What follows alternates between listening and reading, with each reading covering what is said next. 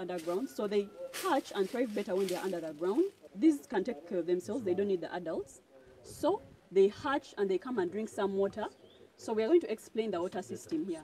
The water system, we get water like from rainwater, we trap it and pour it here. We can't use tap water, it has chlorine, and that's dangerous for the snails. You have to distribute the food because it's not good to crowd them. So I can put this here, there, as you see, some of them are this side. You put some in the middle because one is going to come and drink this water, one is going to come and drink this water, others are down here, some are this side eating from. So you distribute the food so they don't crowd. And they like ground, so many hatch and thrive better when they're under the ground. They like, these can take care of themselves. One thing to note about their feeding is that do not they hatch and they come and drink some water. So we are going to explain the water system like eggs because the water system they love get water. Like make sure you don't rainwater. We trap it. For a person who has enough money, here we can't use tap water. Any other resources you can feed them dangerous, but make sure it's not. You have to distribute the food, and if you don't feed them well, like I said, remember I can put this young snails actually can eat through wood. So you have to make sure they don't eat through the wood. So by feeding them, it's very, very simple. So you see there is this lining. It's to trap like water for water retention. But the water retention doesn't have to be like extreme. So you have to poke holes through for drainage. The moment it rains, there is supposed to be some drainage. But it's okay for the soil to be, are you seeing this? It's okay for the soil to be a bit soggy. They like burrowing and they reproduce by hatching eggs that they burrow under the soil. Yes. So Daisy is going to talk about the different types of snails, African giant snails. Okay, so yeah, this is generally called African giant snails. There are many other kinds of snails. There are many other kinds from different continents. South America, they have, I think, a different type. Europe, they have different types, but this is African giant snail. It usually has 3 types, yeah? 3 types. There's the city gull, there's the swamp snail, and there's the forest snail. That's African giant snail. The African giant snail, the ones we are talking about right now, in 6 months, they're already like mature. So there is a growth spurt in those 6 months, but after 6 months, it keeps reducing. But these are in captivity, so they will live like up to 5 to 6 years. But those in the wild can live up to 10 years actually. So we all know snails are hermaphrodites, or we now know that they're hermaphrodites. So it doesn't matter if you're going to look for a female or male, you can just add them together and they will reproduce. So these snails, the first ones we brought, the first batch, I think laid eggs the next day. So when you take them from their environment and you introduce them to a hatch, there is a way they have to adjust. They need to reproduce, they need to procreate and preserve their species, so they end up laying eggs a bit fast, so you don't have to worry about the eggs. So each round, I told you they lay 200 eggs per hatch, and in a year they could lay like six of them. So that's a good number of eggs. And some people may be wondering how we know the age of the snails, yeah?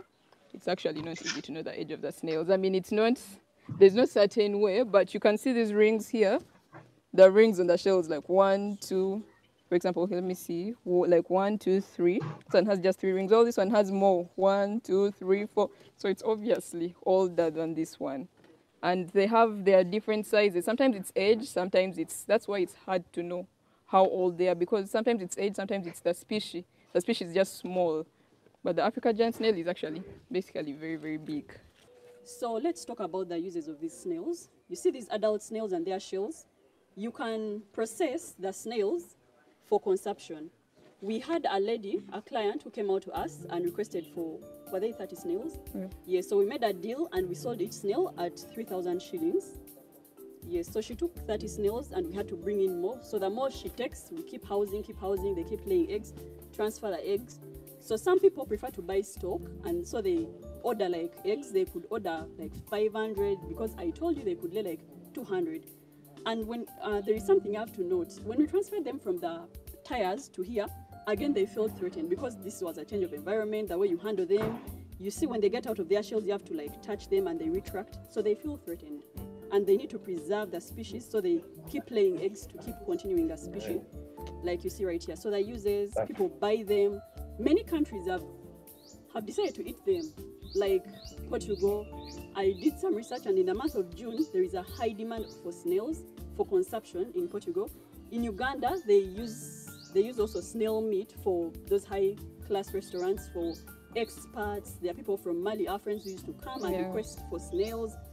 So we thought about all those things and were like, well, if they come back, they could come back to actually come and test how snails are cooked in Uganda.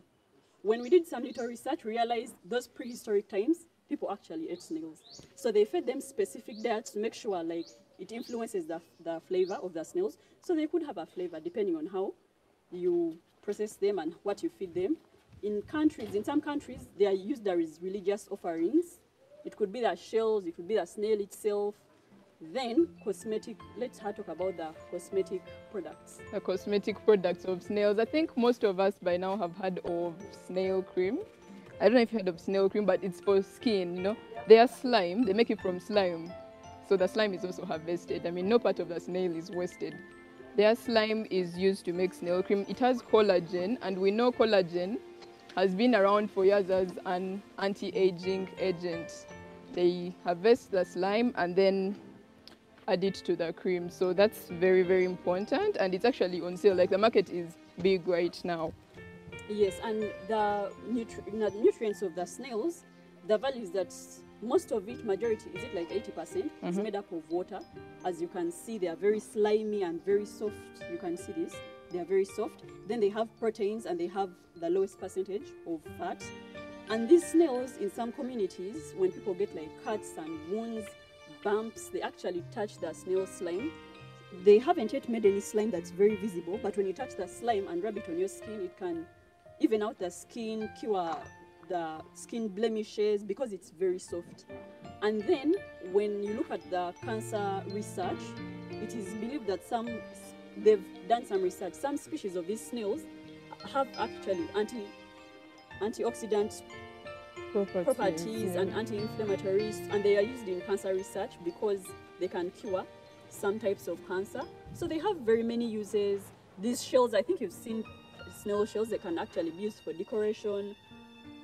And we use them for, you know, fertilizers too. Because fertilizers have to have a component of calcium, yeah? So you sell the shells too. You don't waste anything. The slime, the meat, the shell, they're all used for something. And the last use that might sound a bit unbelievable is that people keep them as pets. In some countries where they are regarded as pests, some people decide to keep them as pets to reduce the numbers growing in farms because they can end up eating crops. So they're regarded as pets, and some people keep them that way to reduce the number in the wild by keeping them in captivity. Yeah, so these snails, as we see them here, it's not all, they are very easy to rear, but it's not good all the time because, I mean, first of all, snails are slow, and that means they actually grow very slowly. We have to wait for 6 months for this to be mature. For these ones, you know, for a snail to reach its maximum size, that's 2 years.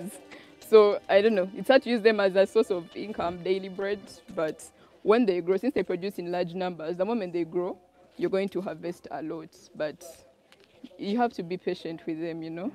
As long as you feed them fine, they do good. That's it. Thank you for our virtual tour. And I hope you learned a lot, and I hope you also engage in heliculture. It's very fun and it's necessary. And we need more farmers, by the way, because another reason why we joined is because the farmer we contacted is a good farmer. He has been in this for long, but he says there's still a gap in the market and demand, and the demand and supply still has a gap. Yes. Where people asked him if he could supply, I think 100 snails every week, no, 300 every week, and he could only supply 100. So we need more snail farmers in order to bridge that gap and, yeah, cooperate. Okay, I'm Daisy Kainemasko. I was in Gayaza from S1 to S6. I was in Kobe House. Yes, I just completed in 2019. Right now I'm at university, Makerere University, doing animal production technology. Again, it's Victoria, and I was at Gaza High School between 2008 and 2012. I left in my senior 4 and went to other schools. I completed my university, and I'm now almost done with my postgraduate diploma at the Law Development Center in Kennedy House while I was at Gayaza. Yes. Okay, thank you.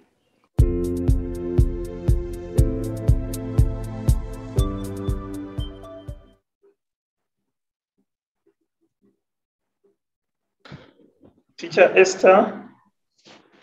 Hi. Hello, I'm there. It seems Waniala has something to say. I don't know whether he wants to show us his garden or not. Oniala, can you please unmute and tell us whether you want to share your garden? Oh, good morning, teachers. Good morning. I want to show you how my garden is. I took a video. Okay, please go ahead. Okay. Are you able to see the screen? Hello? Not yet. Okay. Last time, you told me to tap on share. I go to screen. Start now.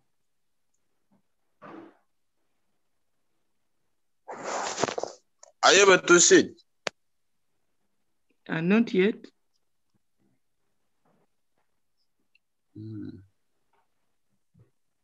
My phone.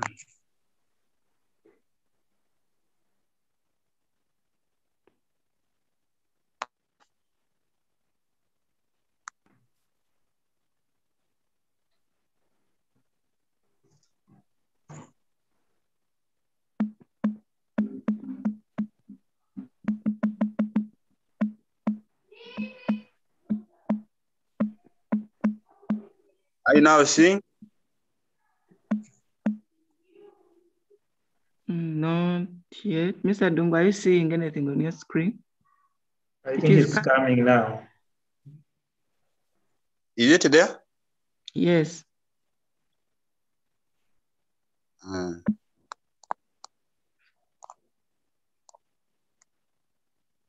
you seeing? Yes. Yes. Play it faster. Are you now seeing? We are seeing, but we are not hearing.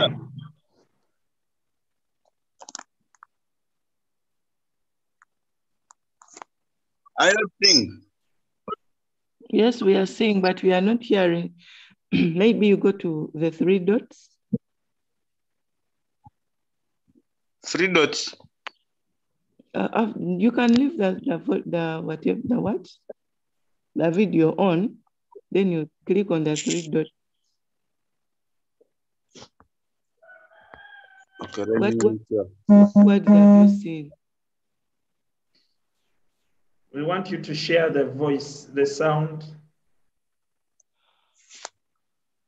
3 dots.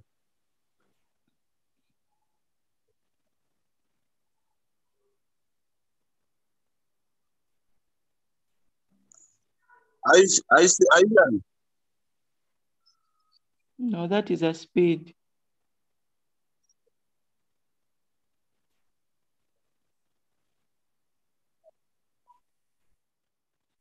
And the type of tomato I've grown is called Yes, we're hearing now. Novera. Novera is one of the best quality and Now stand a bit behind. Maybe you can play back I so that we can begin. A student. Are you hearing? Analysis, Yes. and I'm one of the participants. I'm one of the students who has promoted entrepreneurship in our country, Uganda. As you can see, this is my farm. This is a farm where I've grown tomatoes, comprises of tomatoes, comprises of tomato, coffee, comprises of matoke. As I'll move around this farm.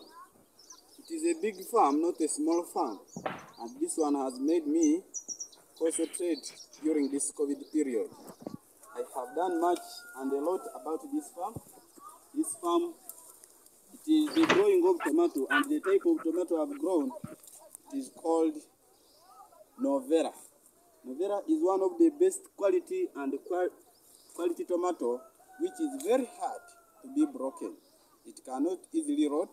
It takes about a month to rot.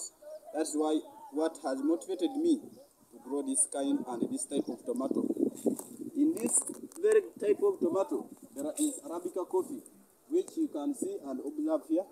This is Arabica coffee. And it is tomatoes that have enabled this Arabica coffee to get a fertilizer. Because in this tomato, I apply fertilizer three times before it gets ready. In this farm here, we also have bananas. And as you can see, there is a bunch of banana here, and it also gets fertilizer from the tomatoes I have grown. In this farm of mine, there are a lot as I am going to move you around, and you see how big and how large it is. How large it is very big, as you can see, observe. And this is all about in the slopes, around the slopes of Mount Elgon. As I told you, agripreneurship has been promoted by the students. All these skills I acquired when I was studying my ordinary level at Apostles of Jesus Seminary, Moroto. I was taught by my teacher, Mr. Adyanga Jimmy, who gave me all these skills, though now in A level I'm not doing agriculture. He embraced me to do agriculture, and what he taught me in class is what I've applied in the farm. And these practicals have enabled us to survive in this corona pandemic period. All this, I have also grown trees in this still piece of a farm. There are trees, as you can observe. There are Arabica. There is Arabica coffee. There are tomatoes, and as I'm moving you towards another small piece of farm, I was testing how I can, the way how this Arabica coffee gets ready is this. So this one is now ready to be harvested, but this one is not. It's still not ready. And how you can see, this tomato is now the ready one to be harvested, and it can easily be eaten. As I move you around this farm, please. This farm has enabled me to concentrate in this pandemic period. Move this side. Where I'm now heading you to is a small piece. I was testing whether this very soil can promote, can encourage the growing of cabbages. But to my dismay, or to my disappointment, I found out that cabbage does not grow well under this place, but it is only and only tomatoes that have grown well in this very place. Due to the fact that there are those Arabica coffee, that's why you see this cabbage has not grown well. But if at all I had removed this Arabica coffee in this garden, this cabbage would grow well. As you can see where there are no trees, cabbage is doing somehow better. But where there are more trees, cabbage is not doing well. So this has given me another skill, and I've acquired a lot from agriculture. In this, I thank all those who have listened to my audio. Take it, practice it in your daily life. And this, I remain Wanyala Benas, a student at Mbale SS. That stands for Mbale Senior Secondary School. I'm in Form 5 doing Mathematics, Economics, Geography, and Stroke Sub ICT as my combination. But during this period, I have carried out what we call agripreneurship. Thank you for watching my video. I remain Wanyala Benas. Thank you. May God bless you. Tap and remove.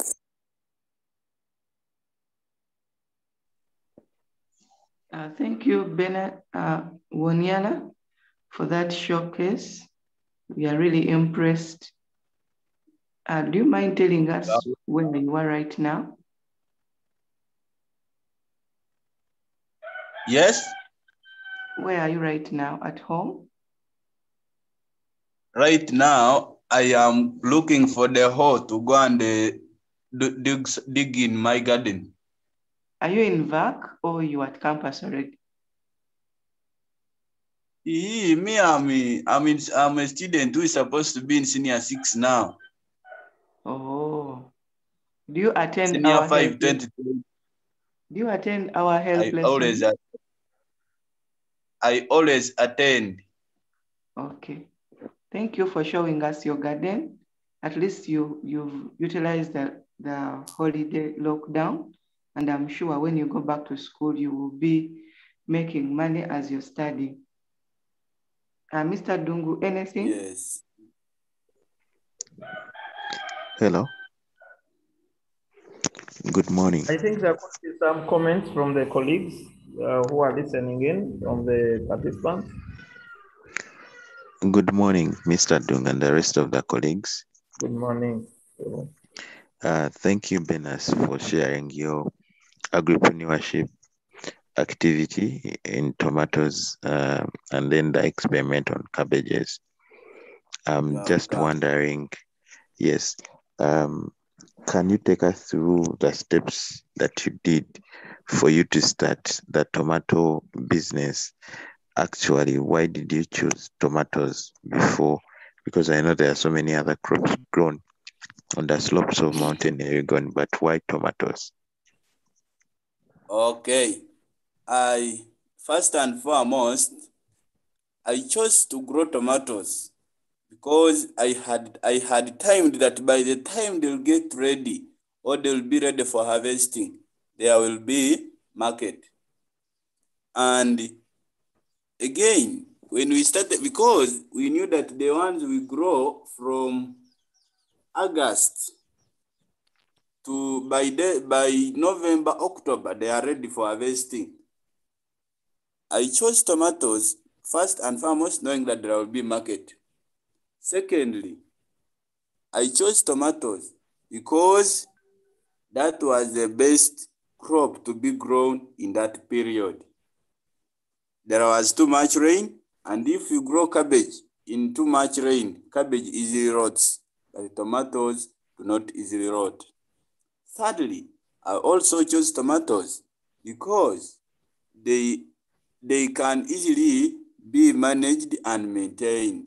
That is, even the soils themselves, they support the growing of tomatoes during that period.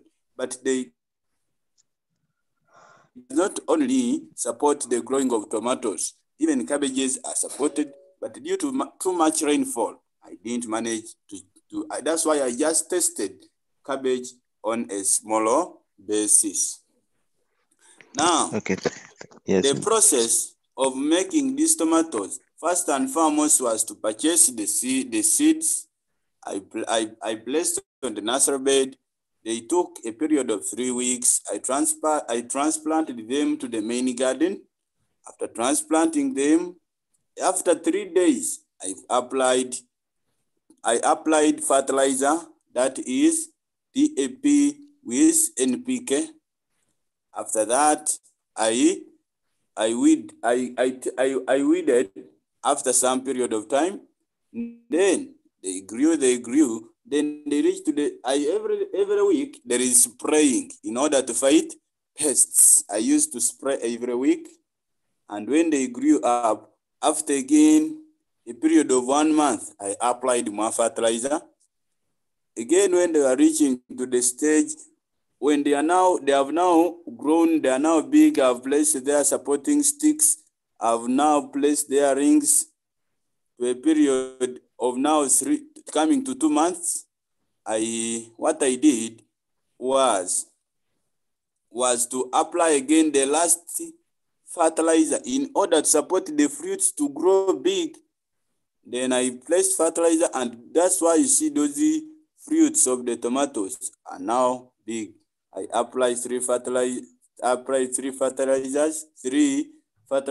in 3 periods. That is the steps, or those are the steps I used in order. But unfortunately, to my dismay, these tomatoes have lacked market so far because many people have concentrated in the growing of tomatoes, and now they have they are now lacking market. We planted with the expectation of selling each basin at 50,000 shillings, but now we are selling each basin at 4,000 and at 5,000 shillings. So thank you so much. Thank you, Benas, for that wonderful procedure of starting the tomato garden. I'm sorry to hear that you don't have market. I know that during the rainy season, many farmers plant the same crop. Like you had the expectations of having market, we all go into the same crop. So maybe you just need to hang in there, and then when the market stabilizes, you might get a bigger and better market. I'm just wondering though, how did you get capital to start this business? Because I know tomatoes are expensive to produce. How did you get capital? And then in your garden, do you work there alone or you have people you work with? And if you How have I got people, my capital is that yeah. first and foremost, I had reared my chicken, my birds at home. I had the 12 birds, heads of birds, that is a cocks and hens. First, I sold them and I said, let me also shoot to the growing of tomatoes. I sold them. I got labor from my neighbors who used to support me because they said, no, this boy has come from school, he has no money. I thank them. They just helped me and some of my family members. Then from nowhere, someone helped me. From nowhere, I had no, because people had concentrated. I said, no, let me now go. I got some, because there was a small saving group in our place. I said, let me enter in a saving group such that when these tomatoes get ready, I can easily pay back the loan, of which I am praying hard that this market stabilizes in order for me to pay back the loan I got in our small youth saving group in this village. The main issue is I got my capital and some of my money from the saving group because they were expensive for me to buy and the prices of fertilizer and the chemicals had risen high. Thank you, Benas, for that wonderful response. I can see Teacher Liz has her hand up. Please, what is your concern or your inquiry? Yes, good morning, team.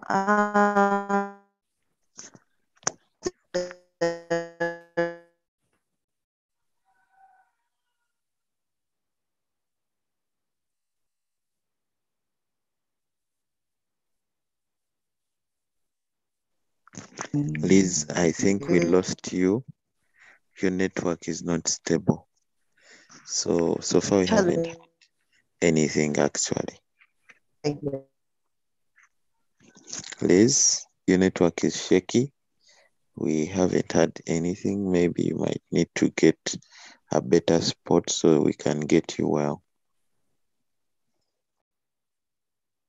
Probably to type in the chat. That would be helpful.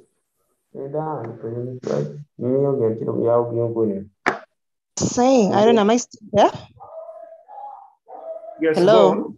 Go on. Yes, I was saying to the young farmer, prices is a challenge across at the moment, and I was challenging him, or maybe saying to him, how about he takes a leap of faith towards value addition, because selling a Benson at 4,000 is quite so low, and yet who could probably look at okay, like yesterday I was looking at a young lady who was making tomato powder, and it's just a suggestion. How about you take a leap of faith towards value addition, because there are so many ways of adding value to tomatoes, and maybe you never know, try marketing your product differently.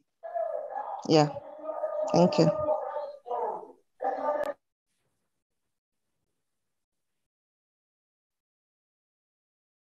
Okay, thank you, Elizabeth. I think what Elizabeth is saying is that we need to read beyond just the production but also read towards processing. It may not come this season, but at least it's something that we can look at. But also that gives us an interesting opportunity to see how we can get the youth farmers into some learning expeditions so that they can grow their knowledge further. I don't know if our farmer is still there. Wanyera, is he still there? Yes, sir, I'm still there. Could you just tell us a little bit about your teacher, your agriculture lessons in your former school? What activities were you involved in and how were they organized?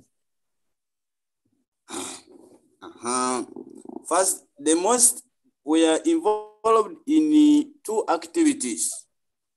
At school, we are involved in the growing of beans and maize. And that we used to grow on the large scale because we used to grow that for our own consumption. Then, as groups at school also had our own small pieces of land where we also used to grow vegetables. That's where we used to do our agriculture from. We used to grow vegetables to supplement on our diet. That was what we used to do in my former school, that is, during my ordinary level. So just tell us a little bit more about the growing of beans and maize. Was it per class? And also these small groups, did you grow and sell? Just a little more of that story. When we used to grow beans and maize, that was a general growing of beans and maize in the whole school. We used to grow for our own school, and that was a seminary school, first of all. In seminary schools, they embrace work. That's what we used to do every day. Actually, if we don't go to the garden today, we go tomorrow to go and work for our own during the period of the growing of maize and beans. We used to do as a general school. Now, in this growing of vegetables on these smaller pieces of land, they had given groups. Each group has like 30 members. They are given their garden, where each group has to produce. If this group produces greens for the school this weekend, or on Wednesday, another group has to give the next Friday or Wednesday. We used just to, as students, they gave us these groups in order to just supplement on our diet, not to sell them. That's what we used to do. We didn't get money from them, but we just grew them for our own consumption. I do understand that this is a seminary and therefore the timetable says go to the garden, you go, which might be a little different from our open schools. What advice would you give to school leaders, teachers within the different schools in a way of introducing agripreneurship to the students? One of my advice that I can give to the teachers and my fellow students is that because I came from that school and I joined first and foremost, you must know that I'm now not doing A-level at that very school. I changed it to Mbale Senior Secondary School. But what I've seen from the seminary with these schools, they are so different. First and foremost, even cleaning of the compound is not students themselves. It is the workers, which has made me again to be saying, now how are these students also getting morale of working? Because work is not all that you will come from nowhere and start working. It is a process. You must have ability. You have to practice in order to work harder. What to tell all the schools who are listening to me, all my teachers who are listening to me, is that let them at least allocate a portion for students at schools in order for these students to also have what to do, because now when I call some of my friends at Mbale Says, whom I've been with at Mbale Says, they are saying we have nothing to do. We are just seated at home. But when I call my OBs at Moroto, those ones who are in Moroto with us, they are telling me they have done their best. They are at least getting somewhere to work. They have somewhere to work.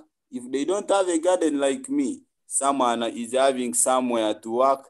He has been employed by either the missionary somewhere to work for them, because they know that the seminaries embrace work. So I would tell my teachers who are listening to me that at least on the timetable or in any part of the school, let them organize at least practicals for these students to also have morale for work. Because nowadays we don't have white collar jobs. You don't, even though you study, but if there is no chance of you getting a job, it will not be there. You must be self-employed. And self-employed, especially to my friends of Mount Elgon, our self-employment is growing of crops. That is the only self-employment we can have, especially my friends who are around the slopes of Mount Elgon. We don't have white collar jobs. Let's be motivated with the growing of crops in order to survive, to have a better life. Don't think that when you go to the garden, people will laugh at you that this one has studied but is now in the garden. You know what you are and you know what you are looking for. We start slowly by growing of these crops. Next step is to get a business, and you find you are progressing in life. That is what even my plans are. Even though I finish education, I cannot leave the growing of crops, because this is the first step I must do in order to get a job. Even though I get a job, I can't leave growing of crops, because I am capable and I want to put all what the teachers told me in class into practice. And in order to know what they said is correct, you must also put into practice. That is a little of my advice I can give to my teachers and my students. Thank you. Thank you. Okay, my final comment here. I cannot thank you enough, Mr. Wanyala, for the comment you've given us. I'm wondering if you managed to attend the farm camp, and if you did, what was good for you and what encouragement would you want to give us to continue on that path? In attendance of the farm camp, I really attended, but I attended the first day, the second day, but I think I didn't attend 2 sessions because there was need in my garden. The rain was much, and really I was tied up with this garden because it needed me. Rain was much, and it needed me to increase on to tie around the ropes around them. So I didn't attend all of them. What I did was to listen to some. But what I listened, if my colleagues put what they listened to into practice, because what the farm camp was teaching, what I saw is that they are encouraging the youths to do agripreneurship. So I would wish that, and what I attended the last ceremony, and I think the meaning of, I saw some watering cans. The meaning of watering cans was to go and work hard. There is no free job. You go and work hard in order to attain in order to have a living. I think I saw some watering cans, which we also use in this area for watering our crops during dry season. Thank you, Wanyala, and thank you for showing us your garden. I hope we'll be visiting more your garden, but please invite us physically to come and visit you so that we learn more from you. I don't know if we have a farmer who is ready to take us to their garden. It's 10 minutes past 7. We still have 20 minutes here. Excuse me, sir. Yes, Waniela. You are saying I invite you physically. How can I invite you physically? We will be talking about this as we go on. I hope your teachers from Mbale SS will connect us to you. I know we have some of our colleagues who are working at Holistic E-Learning Platform, and they are from Mbale SS. We are going to ask them to look you up, and we want to hear more from you, especially your encouraging words to the youth. And we would love that you become one of our great advocates for agripreneurship as a youth. So we will contact Then you, Waniela. Let me say, as my Waslawad, one of the problems I saw is that some of our students think that when you don't offer agriculture, you can't be an agriculturist. Me, I think agriculture is part and part of our life.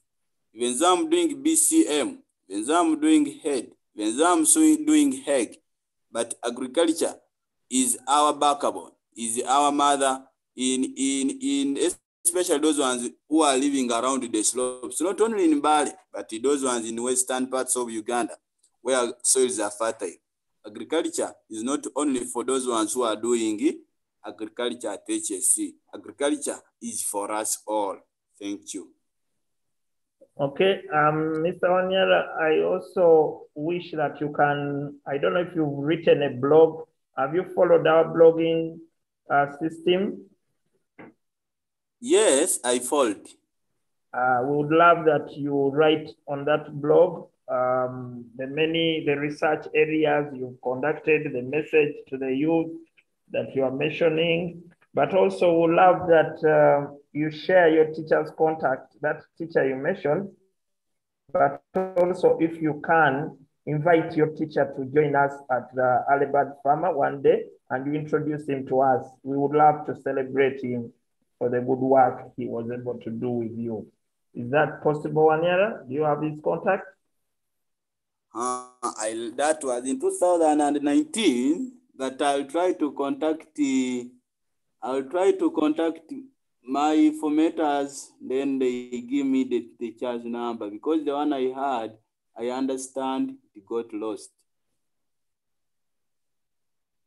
Okay. Thank you, Waniela. We will wait for that contact to try to trace that teacher. Good teachers must be celebrated, and your teacher was a great teacher. Welcome. We would love to find the next farmer. Is there anyone who is ready to take us to their farm? At the moment, Mr. Dungu, I've not seen any, but maybe people may be having questions for Benas. Yes. So people, if you have a question, you can raise your hand and you ask Benas your questions.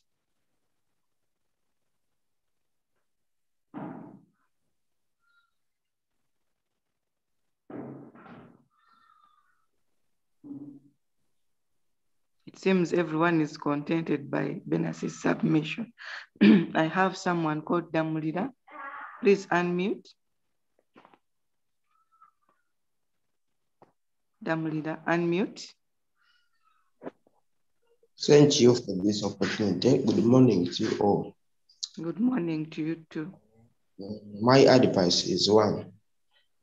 Mr. Benas, in agriculture, we do what we call soil sampling.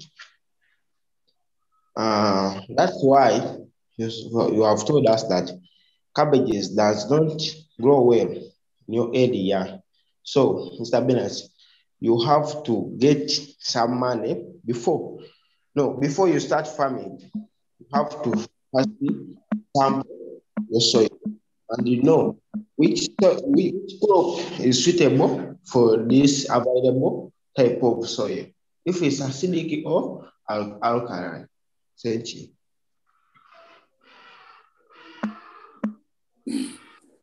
Okay, maybe just to ask Mr. Damulida, are there simple techniques of testing the soil, or we need to go to the laboratories? We just go to the laboratory, or we need to first do sampling. by sampling, by planting different types of crops on the same piece of land, and you see which one grows well. And you go by that one. Okay, let me reply. Allow me to reply him first. Yes. I really first said, I think my English there, I changed it, but cabbage grows well around the slopes of Mount Elgon. Only that when there are trees, cabbage does not grow well. That is the fact that when there are a lot of trees, there is a shade. So what makes the cabbage not to grow well? It is the shade. But you saw where there were no trees, cabbage was at least somehow doing well. That's why I want to tell you, I just tried to check whether when is it true that I was carrying out a practical when they used to tell us at school that when there is a shade, crops don't grow well. And where there is no shade and the soil is fertile, crops do grow well. So I also tried to check on that. That's why I just planted a little where there is a shade. Thank you. Okay. Mr. Chibirige. Thank you, Mr. Dungu.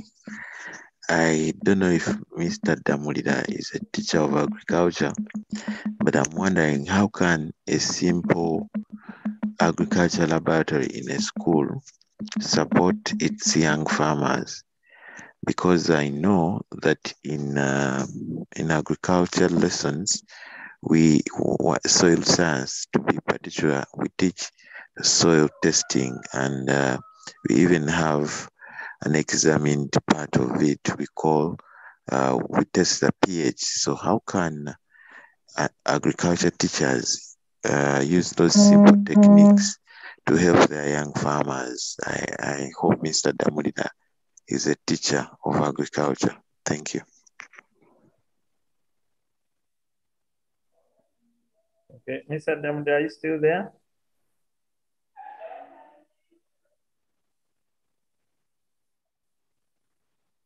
Okay. Probably. Mr. Damulida, are you still there? Mr. Damulida is there. So here at our school, we had a laboratory. We had a laboratory for agriculture.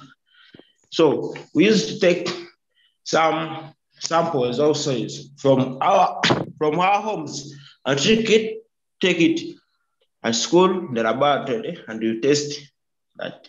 And teacher told us that this soil is suitable for this type of crop. This soil is suitable for this type of crops. So that's what else we used to do. Or else, there is a simple machine. It's a small one, but it's like it is for 20 Ks, I think. It measures the alkalinity, the acidity of the soil. Yeah. If I get time, I'm going to show it to you later. Okay, we will appreciate Mr. Damulida on one of the early bird farmer series. We'll appreciate if we can learn how to do simple soil testing, and hopefully the farmers will be able to get this as a solution to their challenges. Over to you, Esther.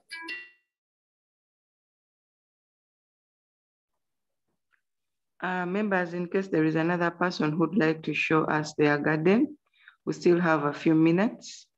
We can visit your garden and we learn with you and we learn from you. But in case you have a question for Benas, please go ahead and raise your hand. Then we ask and learn. We know that agriculture is the way to go.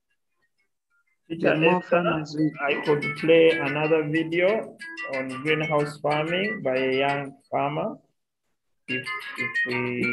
Maybe you can play another video because people are not raising their hands, meaning they are contented with what they have seen and heard, and maybe they may ask questions on the greenhouse.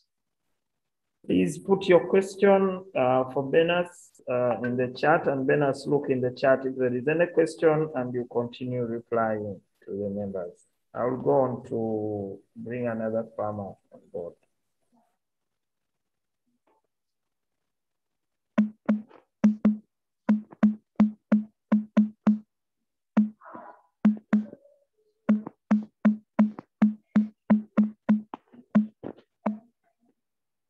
I will request that we mute ourselves.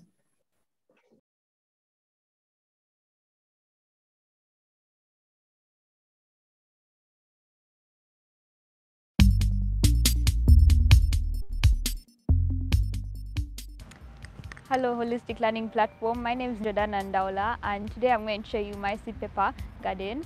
My garden is located in Komamboga, Gayaza Road, and my plants are kept in a greenhouse. A greenhouse is a structure either made up of wood or metal. On the top, it is covered with plastic to allow to prevent rainwater from entering, and it also is transparent to allow sunlight to reach the plants. On every side of the greenhouse, we have net structures that help in proper air circulation of the greenhouse.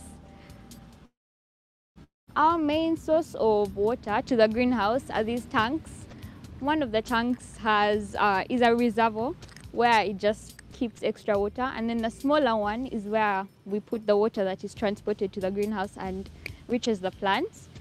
So now I'm going to take you through the processes of the plant life and all the things that we do to manage the plants till harvesting period. Before we enter the greenhouse, there is a foot bath / disinfectant for the soles of your shoes. You simply dip the soles of your shoes inside. We do this to prevent the germs from outside from coming inside and risking the plants getting attacked by these disease-causing germs. So I'm going to take you through the processes of my nursery bed, and that's the first step in growing the pepper.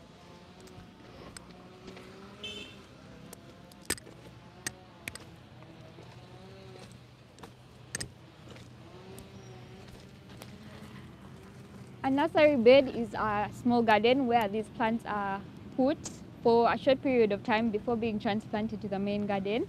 We use nursery trays as our nursery gardens. So this is what a nursery tray looks like. It's put on this to, basically we want it above the ground a bit. So in the process of growing these plants, or by putting these, in the process of putting these seeds inside the nursery bed, we do this by putting the soil to halfway.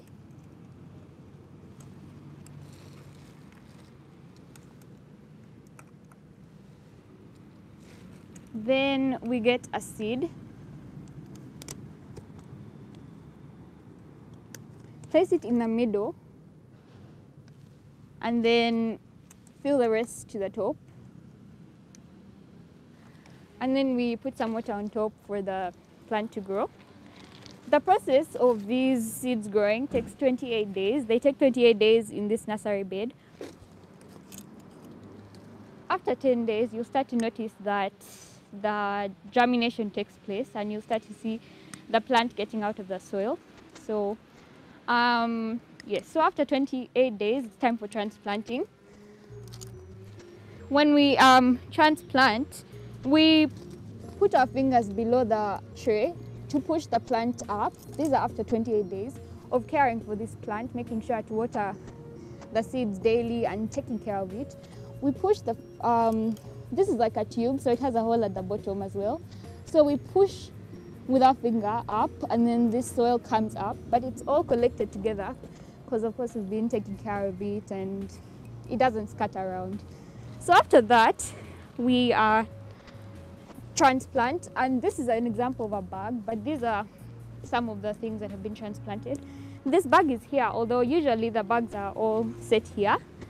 But since we've already done all this and we can't do that again, I'm going to show you an example. So when we are transplanting, you carry it with your fingers after pushing up. Make a hole. You make a hole and then put the plant and then cover with the soil, water. But as I said, these things are going to be taking place here, which is where the garden is. So after transplanting and the nursery bed process, which is after 28 days, it's time for the management. So our management, we do this in order to grow the plants in a healthy state. So the management, some of the processes that take place. The first process that we carry out in management is spraying. We spray with pesticides using a knapsack sprayer.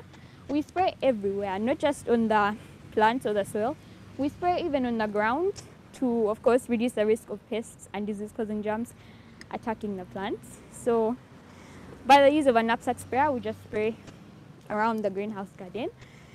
So the next process that we like to do is applying fertilizers. Now this process takes place by the use of the tank that I showed you outside. So in that small tank, we dissolve both water and fertilizers. And then using a drip irrigation, we have these drip lines.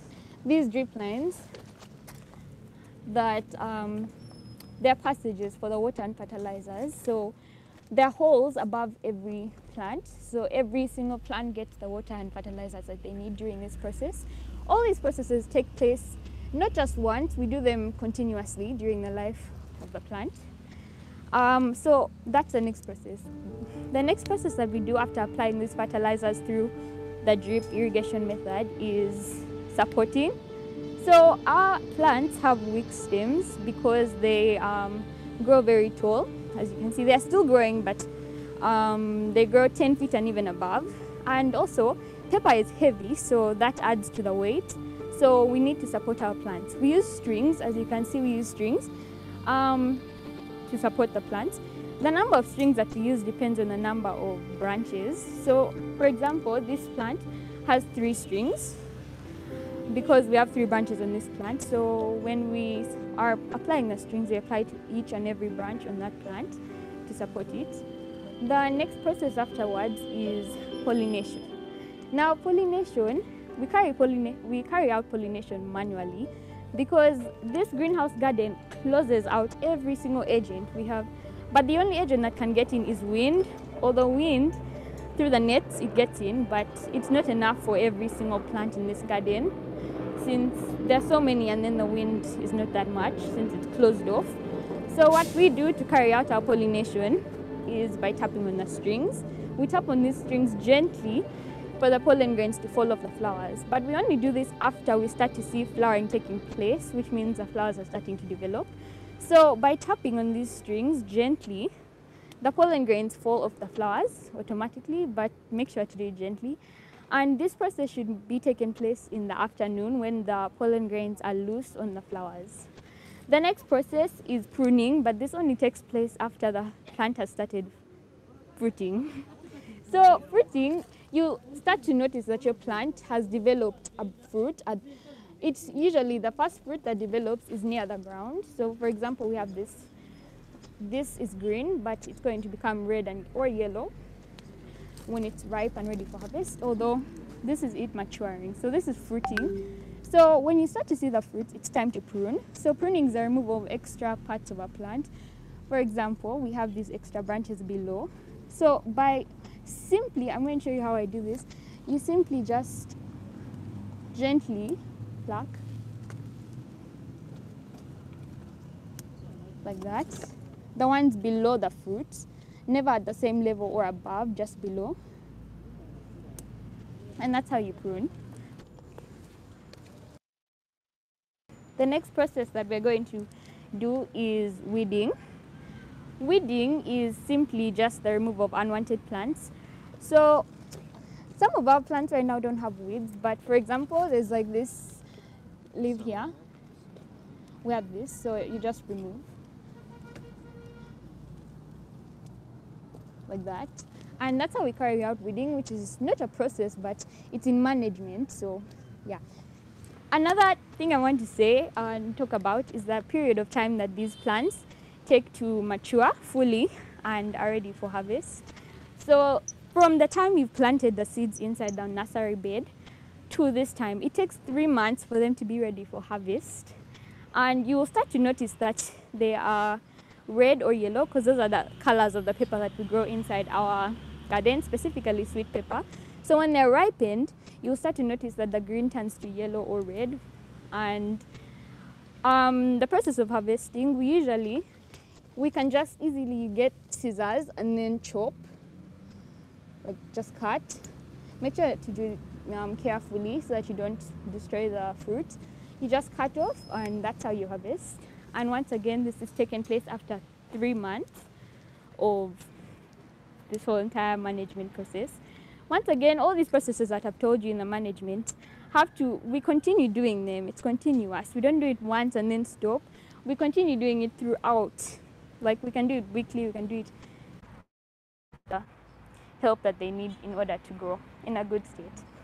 Ready and mature pepper, red and yellow, and this is how they should look when they're ready for harvest. And you've carried out all these processes that I've told you about. This is how they should come out. They look big, ripe and healthy and ready for harvest. Thank you for listening. Okay, that is Jordana with the green pepper farming in a greenhouse. Unfortunately, we could not get Jordana to this call this morning to take any questions, but we have teachers of agriculture here and other farmers who can take your question. If we can have 1 or 2 questions because we are running short of time.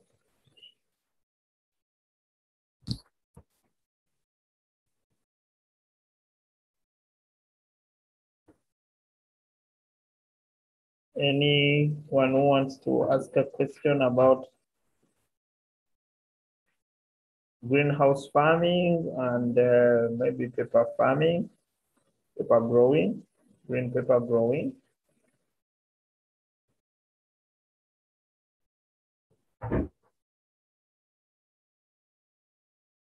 Yes, Damolida.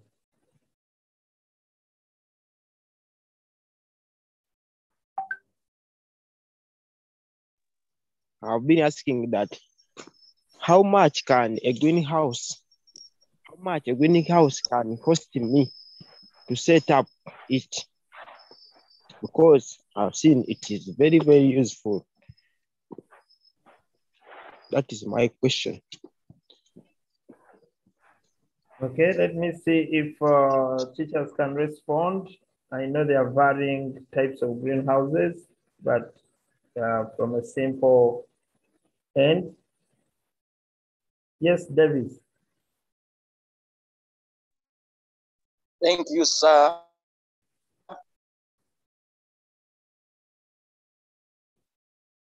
Okay.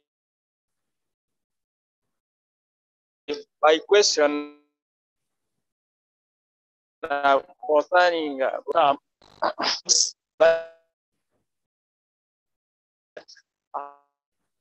how to regulate the temperature that can rise as that comes.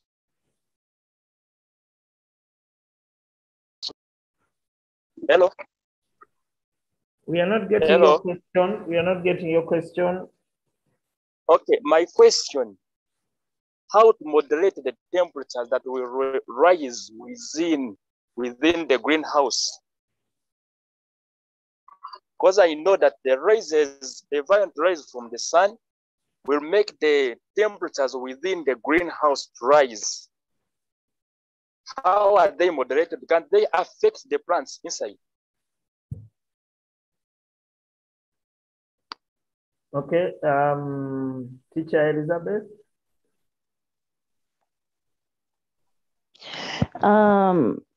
Well, the question of moderating the temperatures in the greenhouse, that is why these greenhouses are made in such a way that there are flaps that open up, and there is under the flaps, there is a net that allows air circulation. So during the day when it's hot, the flaps are opened and it allows air to come in and out, warm air out, cold air in, that circulation, so it can't upset the plants. I hope I've answered you. Okay, thank you, Elizabeth. And for the cost of a greenhouse, there are some simple greenhouses what we saw with Jordana's farm, that is a formal greenhouse. It's a big greenhouse. It's a costly greenhouse. But there are also simple ways of making a greenhouse. Probably one of these good days, not so soon, we need to get an expert in greenhouse management or construction to come and enlighten us on how simply we can set up a greenhouse in our different homes. Davis, that will be the last because of time.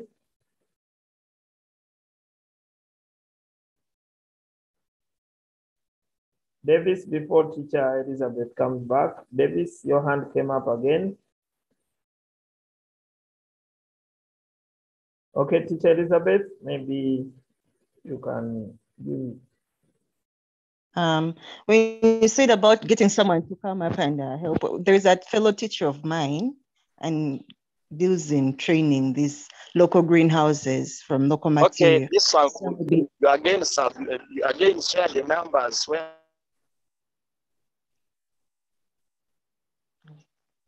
Davis, type in the chat. Davis, type in the chat. Should I go on? Yes, Elizabeth, go on. Yeah, a fellow teacher of mine, a fellow teacher of ours, he works in construction, these greenhouses, and from local, all kinds of greenhouses. He does more of local materials. I think I can hook him up to come and take us through this process sometime. Okay, thank you, Elizabeth. We will appreciate on that. Ladies and gentlemen, it's been a pleasure hosting you this morning. I want to thank all my colleagues, Teacher Esther, Teacher Elizabeth, Teacher Brian, and others who have been on the call. We'd like to thank our presenters, Mr. Wanyada, wherever you are. We appreciate your learning this morning. We've learned a lot from you, but most importantly, we've taken your enthusiasm and your inspiration with us. We'd like to thank Jordana in absentia for coming on. We also would like to thank our snail farmers who were able to show us snail farming. And we started with the tomato growing provided by the Seeds of God video. And that is how we'll be going every day, Monday to Friday, from 6 a.m. to 7:30 a.m. With that, I want to wish you the very best for today and catch up again with you tomorrow morning. Bye-bye.